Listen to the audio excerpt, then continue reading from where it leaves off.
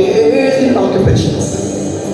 నీ బంధువులు అవ్వచ్చు, రిలేషన్షిప్ అవ్వచ్చు, నీ ఉద్యోగం అవ్వచ్చు, వ్యాపారం అవ్వచ్చు, మిగతా విషయాలు అవ్వచ్చు, ఏది కూడా నేను నాకు పెంచినట్టు ఒక చంటి బిడ్డలాగా, ఒక చిన్న బిడ్డ వల్లే పొరగెత్తుకొని ఆయన బాధ దగ్గరకు వచ్చేసి ఆయన చెప్తున్న మాటలు విను, ఆయన చేత బలపరచబడు.